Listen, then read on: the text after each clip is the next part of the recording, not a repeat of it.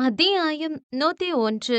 அவள் இதழ்களில் இளைப்பாற 20 ஜென்மம் கைமாறாய் கேட்டாலும் கொடுத்து விடலாம் என்று எண்ணும் அளவுக்கு அவனை கவர்ந்து இழுத்தது அந்த ஸ்ட்ராபெர்ரி நிற சிவந்த இதழ்கள். மாறன் இதுவரை இப்படி தடுமாறியதில்லை யாரிடமும். பெண்ணை பார்த்தால் மண்ணை பார்க்கும் ரகம் அவன். ஆனால் முதல் முறை அவன் கண்கள் தடமாறியது. கட்டிய மனைவியை அழகு ஓவியமாய் இப்படி ஒரு நிலையில் கண்டு தடுமாறாமல் இருப்பது அதிசயம்தான். அதில் மாறன் மட்டும் விதிவிலக்கா என்ன? அவன் கைகள் பெண்ணவள் இடையில் இறுக்கம் கொடுக்கவே மீனாட்சியின் ஹார்மோன்கள் தறிகெட்டு துடித்தது. அவள் உடலெங்கும் உஷ்ணம் பரவியது. குளித்து முடித்து வந்த போதும் குப்பென்று வேர்த்து போனது அவளுக்கு. கட்டிய கணவன் கைப்பட்டு மயங்காமல் இருப்பது யார்? அதுவும் ஆசை காதலன் வேறு.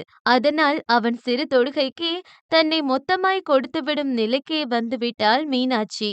மாறன் கொஞ்சம் கொஞ்சமாய் அவளிடம் கிறங்கிக் கொண்டிருந்தான். இது தவறென்று இருவரும் உணர்ந்தாலும் அதை கேட்கும் நிலையை கடந்து விட்டார்கள் இருவரும். மீனாட்சி இடையில் இறுக்கம் கொடுத்தபடி அந்த கட்டிலில் சாய்ந்தான் மாறன். அவள் மீதிருந்து வந்த சோப்பு மற்றும் ஷாம்பு நறுமணம் இன்னும் அவனை போதை கொள்ள வைக்கவே கொஞ்சம் கொஞ்சமாய் அவன் நான் என்ற கர்வம் எல்லாம் அவள் காலடியில் கரைந்து கொண்டிருந்தது. அவள் கழுத்து வளைவில் வாசம் பிடித்தவன் அப்படியே அவள் கன்னத்துக்கு முன்னேறினான். அவள் மெல்லிடையில் ஒரு கரம் நகர மறுத்து இளைப்பாறி கிடக்கவே இன்னொரு கரம் அவள் கழுத்து வளைவை அளந்து கொஞ்சம் கொஞ்சமாய் அவள் அற்புத அழகை நோக்கி முன்னேறி கொண்டிருந்தது. கைகள் இரண்டும் முன்னணி வேலையில் இருக்க அவன் இதழ்கள் மெல்ல அவள் சிவந்த இதழ்களை நோக்கி படையெடுத்து சென்றது. ஸ்ட்ராபெரியா இல்லை பெரிபழமா என்று குழம்பி போக வைக்கும் நிறத்தில் சிவந்திருந்த இதழ்களில் மெல்ல தன் இதழ்களை பதித்தான் மாறன். முதலாக அவனை அவளுக்கு கொடுக்கும் இதழ் முத்தம் அது. அவளின் கைகளை இறுக்கி மூடிக்கொண்டாள். பாதங்களை சுருக்கி விரித்தாள். அவள் உடலுக்குள் பல வேதியியல் மாற்றங்கள் உண்டாவதை அவளால் உணர முடிந்தது. அவளுக்கு மட்டுமா? அவனுக்கும் தான். விளையாட்டாய் துவங்கிய இதழ் முத்தம் யுத்தகலம் போல் மாறி போனது. நீயா நானா என்று சண்டையிட்டுக் கொள்ளும் வாய்ப்பெல்லாம் அவளுக்கு கிட்டவே இல்லை. மொத்த யுத்தமும் அவனுடையதுதான். அவளின் மேல் இதழும் கீழிதழும் அவனுக்கு ஆரஞ்சு சுளையாகி போனது. அந்த தேன் சுவைக்கும் பெண்ணவள் இதழ் சுவைக்கும் போட்டி வைத்தால் அவள் இதழை வெற்றி கொள்ளுமோ என்று எண்ணினான். முத்தத்தில் மூர்க்கம் காட்டினான். மென்மையாக துவங்கிய இதழ் முத்தம் ஒரு கட்டத்தில் வன்மையாகி போனது. அவன் வேகத்தை அவளால் தாங்க முடியவில்லை. இன்னொரு பக்கம் அவள் இடையில் ஊறிய கரங்கள் இன்னும் அழுத்தம் கொடுக்க ஒரு கட்டத்தில் அது அவளுக்கு வலிக்க துவங்கியது. அவன் உடலில் இருக்கும் மென்மை அவன் காட்டும் கூடலில் இல்லை என்று தோன்றினாலும் அதுவும் அவளுக்கு பிடிக்கத்தான் செய்தது. முதல் முத்தப்போர் என்பதனால் எல்லை தெரியவில்லை போலும் அவனுக்கு. முத்தமாய் துவங்கிய போர் அவளை மொத்தமாய் எடுக்கும் நிலையை எட்டியது. கட்டிலில் ஒரு கலப்போர் காண்பித்து கொண்டிருந்தவன் அவள் கன்னம் மூக்கு என்று முத்தம் வைத்து அவளை வெட்கத்தில் மூழ்கடித்தான். எல்லையில்லாத போதை தந்தாள் அவள். இருவரும் ஓருடலாய் கலக்கும் சமயம் சட்டென்று மாறன் சிந்தையில் உதித்தது சற்று முன் மீனாட்சியும் அவள் சித்திகளும் பேசிய வார்த்தைகள். புருஷனை மயக்க பொண்ணுங்க யூஸ் பண்றது 2 தான். ஒன்னு சமையல், ஒன்னு சல்லாபம். அதுல உன் புருஷனை மயக்கி முந்தானையில முடிச்சு வையி. சமையலுக்கு மயங்காதவன் கூட சல்லாபத்துக்கு மயங்குவான் என்று அவர்கள் சொன்னதற்கு மீனாட்சியும் தலையாட்டி வைத்தது ஞாபகம் வர மாறனின் மூளை பலவிதமாய் யோசித்தது. ஒருவேளை இதெல்லாம் மீனாட்சியின் தந்திரமாயிருக்குமோ? தன்னை மயக்க அவள் செய்த மாய வேலையாக இருக்குமோ என்று பலவிதமாய் யோசித்தவனுக்கு எப்போதும் போல மீனாட்சி மீதே சந்தேகம் வர பட்டென்று அவளை விட்டு விலகினான். மோகன நிலையில் மூழ்கியிருந்த மீனாட்சியோ தன்னவன் பட்டென்று விலகவும் என்னவென்பது போல பார்த்தாள். எதையோ யோசித்த வண்ணம் மாறன் விலகி அமரவே மீனாட்சியும் அவள் டவலை சரி செய்தபடி மாறனை கேள்வியாக பார்த்தாள். மாறன் பதில் பேசாமல் தரையை பார்த்தான். என்னாச்சு? அவள் சற்று தயங்கிதான் கேட்டாள். மாறன் மெல்ல மீனாட்சியை திரும்பி பார்த்தான். என்ன மயக்கி உன் கைக்குள்ள வச்சுக்கதான் இப்படிலாம் நடந்துக்கிறியா மீனாட்சி என்றான் சற்றும் யோசிக்காமல். அவன் கேட்ட விதம் அவளுக்கு சற்று புரியவில்லை. புரியல, எப்படி நடந்துக்கிற என்றாள் அவளும் குழப்பமாய். இதோ இப்படி அரைகுறையா ட்ரெஸ் போட்டு வந்து என் முன்னாடி நின்னா, நான் உன் அழகுல மயங்கி நமக்குள்ள ஏதாவது நடக்கும். அத வச்சு என்ன உன் பின்னாடி சுத்த வைக்க பார்க்கறியா? என்ன பிளாக்மெயில் பண்ண நினைக்கிறியா? என்று சற்றும் யோசிக்காமல் அவன் வார்த்தையை விட, இவ்வளவு நேரம் இருந்த சந்தோஷம் மறைந்து மொத்தமாய் உடைந்து போனாள் பெண்ணவள். கண்கள் இரண்டும் இரத்தமாய் சிவந்து போக, கண்ணீர் துளி சட்டென்று எட்டிப் பார்த்தது அவளுக்கு. மயக்க பார்க்கிறேனா? அவளுக்கு உதடு துடித்தது. பொங்கி வந்த அழுகையை கட்டுப்படுத்த பெரும் சிரமம் கொண்டாள். என்ன பார்த்து இப்படி ஒரு வார்த்தை கேட்க எப்படி உங்களுக்கு மனசு வந்தது? உனக்கு என்ன கூடவே வச்சுக்கணும். நம்ம 2 பேருக்கும் இதெல்லாம் நடந்தா, நான் உன்னை விட்டு கடைசி வரைக்கும் போக மாட்டேன்னு நினைச்சிருக்க. அப்போ எனக்கு டிவோர்ஸ் தரேன்னு சொன்னதெல்லாம் பொய்யா? உன் பிளான் இதோ கட்டில்ல என்ன மயக்கிறது தானே? இந்த உடம்புக்கு ஆசைப்பட்டுதான் அதெல்லாம் பண்ணியா? என்று மாறன் சொல்லி முடிக்கும் முன் சடார் என்று மாறன் கன்னத்தை பதம் பார்த்தது மீனாட்சியின் கரம். மாறனின் கன்னத்தில் அச்சாய் பதிந்தது மீனாட்சியின் கரம். மாறன் அதிர்ச்சியுடன் திரும்பி பார்த்தான் மனையாட்டியை. அவன் அதிர்ச்சியின் அளவை அவன் விரிந்த கண்கள் வழி தெரிந்து கொள்ள முடியும். ஆம், உண்மைதான். வியப்பாக இருந்தாலும் நிஜமாகவே அவனை அடித்து விட்டாள் மீனாட்சி. அவனை எதிர்த்து கூட பேசாதவள், அவன் மீது சிறு துரும்பு பட்டாலும் துடித்து போகக்கூடியவள்தான் அவனை அடித்து விட்டாள். என்ன சொன்ன? கட்டில்ல உன்னை மயக்க பாக்குறேனா? இப்படி ஒரு வார்த்தை சொல்ல உனக்கு வாய் கூசல? ஆமாய்யா, நீ தொட்டதும் மயங்கினந்தான், உருகினந்தான். நானும் மனுஷி தானே. கட்டுன புருஷனுக்கு தானே மயங்குன, கண்டவனுக்கு இல்லையே. உன்னை இப்படிதான் மயக்கணும்னு நினைச்சிருந்தா எப்போவோ மயக்கி முந்தானையில முடிச்சிருப்பேன்யா நானு. நான் ஆசைப்பட்டது உன் மனசுக்கு தானே தவிர கேவலம் இந்த உடம்புக்கு இல்லையா? பொண்ணுங்களால இது மட்டும்தான் முடியும்னு நினைக்கிறீங்களா? உன் கூட கட்டில்ல சலாபம் பண்ணணும்னு ஆசைப்பட்டது இல்லையா? உன் தோள் சாஞ்சு உன் கை கோர்த்து ரொம்ப தூரம் நடக்கிறது தான் என்னோட பெரிய பெரிய ஆசை. ஒரு புருஷனுக்கும் பொண்டாட்டிக்கும் இடையில நடக்கிற கூடல் ஒரு அழகான விஷயம். இத வச்சு உன்னை பிளாக்மெயில் பண்ணுவேன்னு என்ன இவ்ளோ கேவலமா நினைச்சிட்டல்ல? என்றவளின் கண்களிலிருந்து கண்ணீர் மட்டும் நிற்கவே இல்லை. அவள் தைரியமானவள்தான், எதற்கும் பயம் கொள்ளாதவள்தான். ஆனால் உயிருக்கும் மேலாக நேசித்த ஒருவன் தன்னை இப்படி கேவலமாக நினைத்து விட்டானே என்று எண்ணும் பொழுதுதான் அவளால் தாங்க முடியவில்லை. ஒரு தைரியமான பெண்ணை உடைக்கக்கூடிய ஒரே ஆயுதம் அவளுக்கு நெருக்கமானவர்களின் வதைக்கும் வார்த்தைகள்தான். மாறன் பொதுவாகவே யாரிடமும் இப்படி பேசக்கூடியவன் இல்லை. ஆனால் ஏன் அவளிடம் மட்டும் இப்படி வார்த்தையை விட்டான்? ஏன் அவளிடம் மட்டும் தன் கோபத்தை கொட்டிக் கொண்டிருக்கிறான் என்று தெரியவில்லை. மீனாட்சியின் கண்ணீரை பார்க்கும் பொழுதுதான் அவன் பேசிய வார்த்தையின் வீரியம் புரிந்தது. கொஞ்சம் அதிகமாக பேசிவிட்டோமோ என்று எண்ணியவன் நா என்று எதையோ பேச முற்பட்டான். ஆனால் பேசாதே என்பதைப் போல கையை காட்டி தடுத்தாள் மீனாட்சி. போதும், நீங்க ஏற்கனவே நிறைய பேசிட்டீங்க. இதுக்கு மேல பேச என்னங்க இருக்கு? என்றாள் வழி நிறைந்த வார்த்தையுடன். நான் சொல்றது ஒரு நிமிஷம் கேளு மீனாட்சி. மீனாட்சி புறங்கை கொண்டு கன்னத்தை அழுத்தி துடைத்து கொண்டாள். போதும், நான் இதுக்கு மேல எதுவும் கேட்க விரும்பல. உங்களுக்கு இப்ப என்ன வேணும்? டிவோர்ஸ் தானே? தர்றேன். நானே முழு மனசோட தர்றேன். இவ்ளோ நாளா உங்க மனசுல ஏதாவது ஒரு ஓரத்துலயாவது எனக்கான இடம் இருக்காதான்னு ஏங்கி இருக்கேன். ஆனா என் கற்பையும் கண்ணியத்தையும் எவ்வளவு அசிங்கப்படுத்த முடியுமோ அவ்வளோ அசிங்கப்படுத்திட்டீங்க. உங்க மனசுல மில்லிமீட்டர் அளவுக்கு கூட எனக்கான இடம் இல்லைன்னு புரிஞ்சு போச்சு. இதுக்கு மேல உங்களை கட்டாயப்படுத்தி உங்க கூட வாழ எனக்கு விருப்பம் இல்ல என்றவள் விரக்தி புன்னகை சிந்திக் கொண்டாள். கேக்குறேன், தப்பா எடுத்துக்காதீங்க. ஒரு முறை கூடவா உங்களுக்கு என் மேல காதல் வரல? அதை கேட்கும் பொழுதே அவள் கண்களில் இருந்த வலியும் அவள் வார்த்தையில் இருந்த ஏக்கமும் மாறனை அசைத்து பார்த்தது. அவன் பதில் சொல்லாமல் மௌனம் காத்தான்.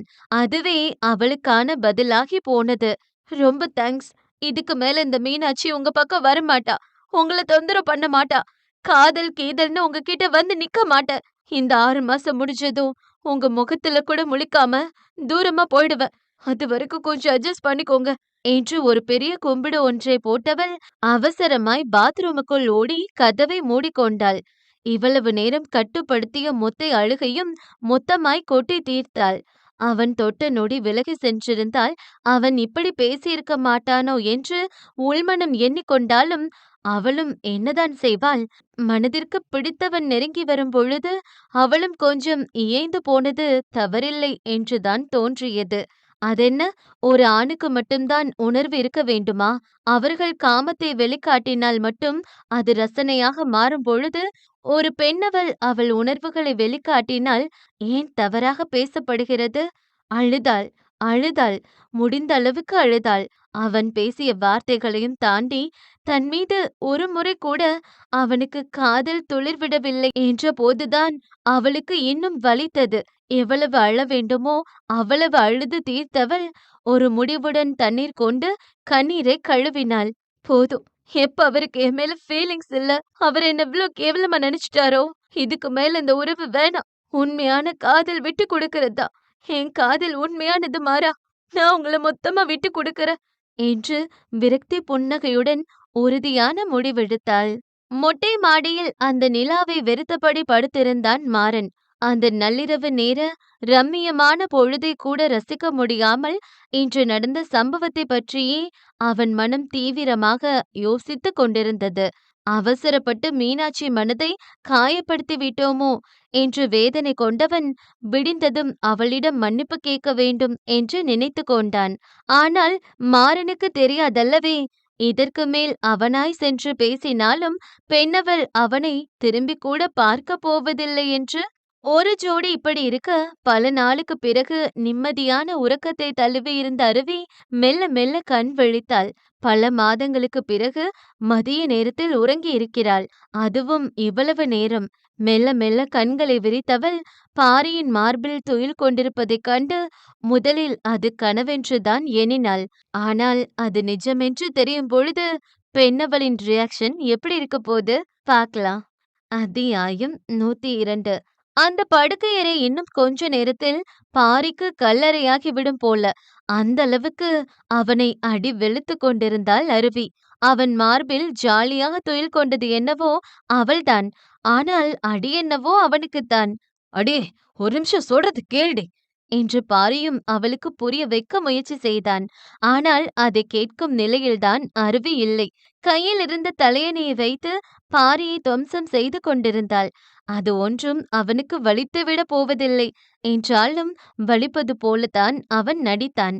அப்படியாவது தன் வலியைக் கண்டு அவள் சந்தோஷம் கொள்ள நினைத்தாள் போலும். என் பக்கத்துல வரக்கூடாதுன்னு சொன்னல, பல நாட்களுக்கு, இல்லை இல்லை, பல மாதங்களுக்கு பின் அவனுடன் பேசி இருக்கிறாள். பாரி அப்படியே உறைந்து போய் நின்று விட்டான். ஆம், பேசிவிட்டாள். இதற்காக அவளிடம் எதில் வேண்டுமானாலும் அடி வாங்க அவன் தயார்தான். இனிமே என் பக்கத்துல வந்தன் வை, உன்னை கொன்னுருவேண்டா பொறுக்கி என்றால் கடைசியாக ஒரு அடியை கொடுத்து. அவனுக்கு சந்தோஷத்தில் சிரிப்பதா அழுவதா என்றே தெரியவில்லை. அவன் ஆசை மனைவி அவனிடம் பேசிவிட்டாள். உண்மை சொல்ல வேண்டுமானால் திட்டிவிட்டாள் என்றுதான் சொல்ல வேண்டும். ஆனால் அவனுக்கு அதுவே பெரிய விஷயம். அவன் சந்தோஷத்திற்கு அளவே இல்லை. உடனே 2 கிலோ ஸ்வீட் வாங்கி கோவிலெங்கும் அர்ச்சனை செய்து பல ஆதரவற்றோர் இல்லங்களுக்கு 3 வேளை வயிறார உணவு கொடுக்க சொன்னான். என்னப்பா விசேஷம்? அந்த ஆதரவற்றோர் இல்லத்தில் இருந்தவர்கள் வயிறார உண்ட மகிழ்ச்சியில் விசாரித்தார்கள். என் பொண்டாட்டி என் கூட பேசிட்ட பெருசு என்று முகமெங்கும் சந்தோஷத்துடன் அவர்கள் கன்னத்தை பிடித்து கிள்ளியவனை வியப்புடன் பார்த்து கொண்டிருந்தார்கள் அவர்கள். பொண்டாட்டி பேசுனதுக்கா இம்புட்டு பண்றான்? ஊர் உலகத்துல பொண்டாட்டி பேசக்கூடாதுன்னு அம்புட்டு பேர் வருத்தப்பட்டா, பொண்டாட்டி பேசிட்டான்னு சந்தோஷப்படுறானே என்ற வியப்புதான் அங்கிருந்தவர்களுக்கு. வெளியே மட்டுமல்ல, வீட்டிலும் ஒவ்வொருவர் வாயிலும் ஸ்வீட்டை திணித்தான் பாரி. என்னப்பா ஸ்பெஷல்? அழகியும் குயிலும் புரியாமல் பார்த்தார்கள் அவனை. ஸ்பெஷல் தான் சித்தி, ஸ்பெஷல் தான். அவன் முகத்தில் அப்படி ஒரு சந்தோஷம். பாரி இவ்வளவு சந்தோஷமாக பார்த்து பல மாதங்கள் ஆகிவிட்டது. என்னன்னு சொல்லுப்பா. அருவி என் கூட பேசிட்டா சித்தி. அவர்களுக்கும் அது பெரிய சந்தோஷம்தான். உண்மையாவா சொல்ற பாரி? அந்த சந்தோஷம் விலகாமல் கேட்டார்கள். அப்பொழுதுதான் கடைக்கு போய்விட்டு வீட்டுக்குள் நுழைந்தாள் கனி. அண்ணே, தெளிவா சொல்லுங்க, பேசினாங்களா இல்ல திட்டினாங்களா? அவள் சிரிப்பை அடக்கியபடி கேட்டாள். அவளுக்கு தெரியாதா என்ன அண்ணியை பற்றி? அதுதானே என்பது போல் சித்திகள் பாரியை பார்த்தனர். பாரி கொஞ்சம் கண்ணை உருட்டினான். திட்டுனா கூட பேசின கணக்குல தானே வரும். அந்த பால்கோவாவை வாயில் திணித்தபடி சொல்ல சித்திகள் நெற்றியை பிடித்தார்கள். திட்டுனதுக்கு யாராவது ஊருக்கே விருந்து வைப்பாங்களா? நம்ம அண்ணன் வைப்பாங்களே என்றபடி எழில் அண்ணன் தோளில் சாய்ந்தாள். என்னப்பா நீ? நாங்க என்னமோ நெனச்சு சந்தோஷப்பட்டுட்டோம். அருவி மனசு மாறிட்டாளோன்னு நெனச்சோம். அவர்கள் முகத்தில் பழைய கவலை தொத்திக் கொண்டது. இவர்களுக்கு வேண்டுமானால் அது சாதாரண விஷயமாக இருக்கலாம். ஆனால் அவனுக்கு அது பெரிய விஷயம்தான். சித்தி, நீங்க என்ன சொன்னாலும் சொல்லுங்க. ஆனா எனக்கு இது எவ்ளோ பெரிய விஷயம்னு எனக்கு தான் தெரியும். இத்தன நாள்ல என்ன திட்டக் கூட அவ வாய் திறந்ததில்ல. என் பக்கம் கூட அவளோட பார்வை திசை திரும்புனதில்ல. அப்படி இருக்கும்போது என்ன திட்டவாது இன்னைக்கு என் கூட அவ பேசுனதே எனக்கு அவ்ளோ சந்தோஷம் என்றான் முகமெங்கும் புன்னகையுடன். மீனாட்சியும் அப்பொழுதுதான் மாடியிலிருந்து இறங்கி வந்தாள். அவளிடமும் விஷயத்தை சொன்னான் பாரி. அது மட்டும் இல்லாமல் தங்கைக்கு அவனே இனிப்பையும் ஊட்டிவிட்டான். உங்களுக்கு இது சாதாரணமா தெரியலாம். ஆனா என் மீனுக்கு தெரியும். இது எனக்கு அவ்ளோ சந்தோஷமான விஷயம்னு. என்ன மீனு, அண்ணன் சொல்றது சரிதானே? என்றான் தங்கையை தோளோடு அணைத்தபடி. பாவம், அவன் சந்தோஷமாக இருக்கிறான். ஆனால் தங்கை சந்தோஷமாக இருக்கிறாளா என்று கவனிக்க மறந்துவிட்டான். தன் வாழ்க்கைதான் இப்படி ஆகிவிட்டது. ஆனால் அண்ணன் வாழ்க்கையாவது நல்லபடியாக அமைய வேண்டும் என்று எண்ணியவன் கடினப்பட்டு சிரித்தபடி தலையாட்டி வைத்தாள். அருவியை வெறுப்பேற்றினால் அவள் தன்னுடன் கதைப்பாள் என்பதை பாரி கண்டு கொண்டான். அன்றிலிருந்து சிறு சிறு விஷயத்துக்கு கூட அவன் அருவியை வெறுப்பேற்றிக் கொண்டிருந்தான். அதுவும் செல்லமாய். அவனிடம் சண்டையிடும் போதும் கதைத்துக் கொண்டிருக்கிறோம் என்பதை அறியாமல் செல்லமாய் சண்டையிட்டுக் கொண்டிருந்தாள் அருவி. அவள் கொஞ்சம் கொஞ்சமாய் மாறிக்கொண்டிருப்பதை, இல்லை, அவனால் மாற்றப்பட்டுக் கொண்டிருக்கிறோம் என்பதை உணர மறந்து போனாள். இந்த இரு ஜோடியும் சந்தோஷமாக இருப்பது சிங்கத்திற்கும், முக்கியமாக சேந்தனுக்கும் பிடிக்கவே இல்லை. எப்படி வாய்ப்பு கிட்டும் இரு ஜோடியையும் போட்டு தள்ளலாம் என்று கங்கணம் கட்டிக்கொண்டு காத்திருந்தார் சேந்தன். மாறனுக்கு ஒரு மாதிரியாகவே இருந்தது. எப்படியாவது மீனாட்சியிடம் பேசி மன்னிப்பு கேட்க நினைத்தான். அதற்காகத்தான் இரவு வரை காத்திருந்தான். ஒரு நாள் கூட வீட்டில் இல்லாமல் உழைக்கும் கடின உழைப்பாளி அவன். ஆனால் மனைவியிடம் மன்னிப்பு கேட்க ஒரு நாள் முழுக்க அந்த வீட்டில் காத்திருந்தான். ஆனால் வேண்டுமென்றே அவனை தவிர்த்து கொண்டிருந்தாள் மீனாட்சி. அவன் இருக்கும் திசை பக்கம் கூட அவள் செல்லவில்லை. பாக்குறேன், எவ்ளோ நேரம் இப்படியே இருப்பேன்னு. ரூம்க்கு வந்துதானே ஆகணும் என்ற ரீதியில் மாறன் உறங்காமல் கண் முழித்திருந்தான். ஒரு கட்டத்துக்கு மேல் மீனாட்சியால் கிச்சனை கட்டிக்கொண்டு சுற்ற முடியவில்லை. அதனால் வேலையெல்லாம் முடித்து அவள் அறைக்கு செல்ல அங்கு இன்னும் உறங்காமல் காத்திருந்தான் மாறன். அவளுக்காகத்தான் காத்திருக்கிறான் என்று புரிந்தாலும் அவன் முகத்தை கூட பார்க்காமல் விலகி நடந்தாள். அந்த விலகல் மாறனுக்கு இதயத்தில் சிறு வலியை கொடுத்தது. அவள் தேடி வரும் பொழுதும் இப்படித்தானே பலமுறை அவன் விலகி சென்றிருக்கிறான். அப்பொழுது மீனாட்சிக்கும் அப்படித்தானே வலித்திருக்கும். மீனாட்சி, காற்றுக்கே வலிக்குமோ என்று மென்மையாக அழைத்தான். அவள் கால்களின் வேகம் குறைந்தது. அவன் பக்கம் திரும்பாமல் முதுகை காட்டியபடி நின்றாள். அவளுக்கு பேச பிடிக்கவில்லை என்று தெரிந்தது. என்ன மன்னிச்சிடு, நான் அந்த மாதிரி சொல்லல. ஏதோ ஒரு கோபத்துல. அவன் சற்று தயங்கினான். நீங்க எனக்கு எந்த விளக்கமும் கொடுக்க வேணாம். எனக்கு பேச விருப்பம் இல்ல.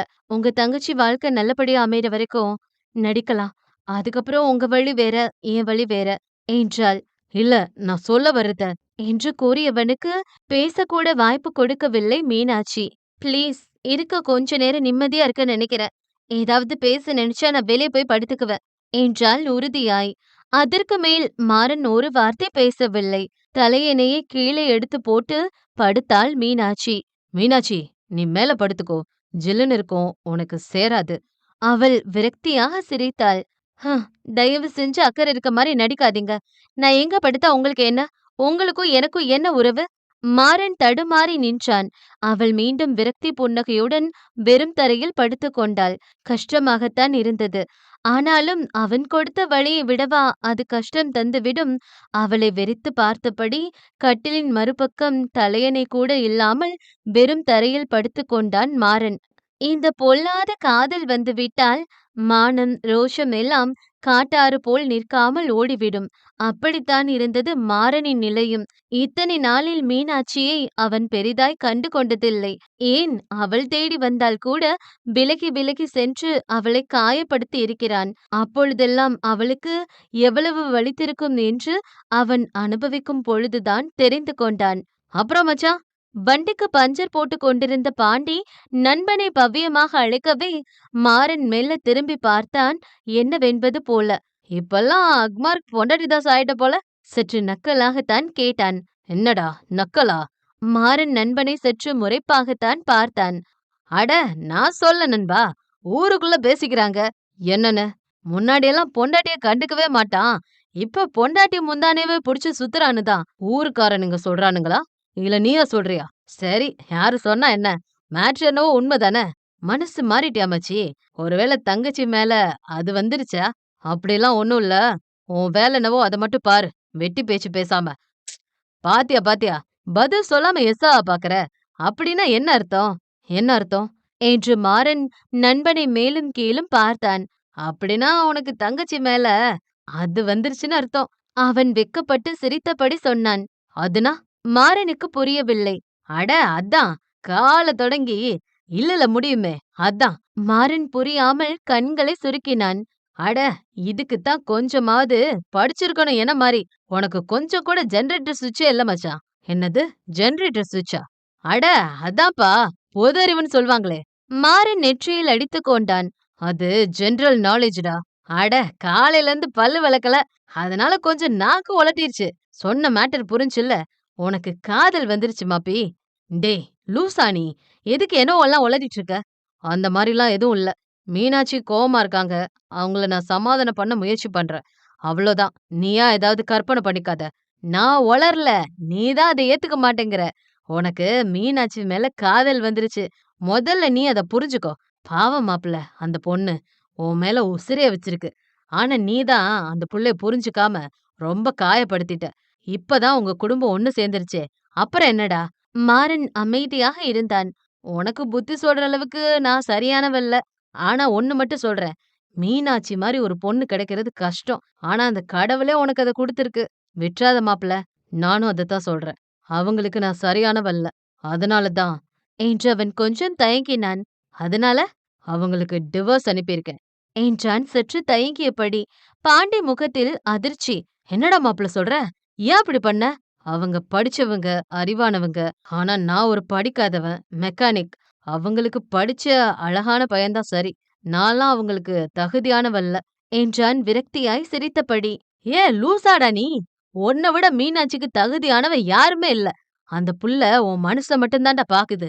நல்லா யோசிச்சு பாரு. உனக்கே புரியும். இன்னும் எவ்வளவுதான் மாப்பிள்ள அந்த பொண்ண கஷ்டப்படுத்துவ? உன் தங்கச்சி வாழ்க்கை நல்லா இருக்கணும்னு நினைக்கிற நீ, அந்த பொண்ணு வாழ்க்கைய இப்படி அந்தரத்திலே நிறுத்துறியே. யோசிச்சு முடிவு பண்ணு. என்று அவன் விலகி செல்லவே மாறன் யோசனையில் ஆழ்ந்தான். அவன் நினைவுகளில் தேங்கியிருந்த மீனாட்சி பற்றிய நிகழ்வுகளை கொஞ்சம் அசை போட்டான். அவளை முதன்முதலாக பார்த்தது, அவள் தன்னுடன் சண்டை போட்டது, அவளுடன் லிப்டில் மாட்டிக்கொண்டது, அவள் தன்னை துரத்தி துரத்தி காதல் செய்தது, அவளை நிர்பந்தத்தில் கல்யாணம் செய்து கொண்டது என அனைத்தையும் அசை போட்டு பார்த்தவனுக்கு இப்பொழுது மனதில் ஏதோ ஒரு கணம் கூடியது போல் இருந்தது. மீனாட்சியை அத்தனை சுலபமாக இன்னொருவனுக்கு விட்டு கொடுக்க முடியுமா என்று அவன் மூளை சிந்தனை வயப்பட்டது. அருவி அந்த ஓபி வார்டில் பேஷண்ட்டுகளுக்கு ட்ரீட்மெண்ட் பார்த்து கொண்டிருந்தாள். அதை தூரத்திலிருந்து பாரியோ சைட் அடித்து கொண்டிருந்தான். இவன் டிரைவர் வேலை பார்க்க வந்தானா இல்ல நம்ம அருவிய சைட் அடிக்க வந்தானா? ரகசியமாய் நண்பன் காதை கடித்தான் டேவிட். அதுல உனக்கென்ன சந்தேகம்? அவன் வேலைக்கு சேர்ந்ததே அவளை சைட் அடிக்கத்தான்.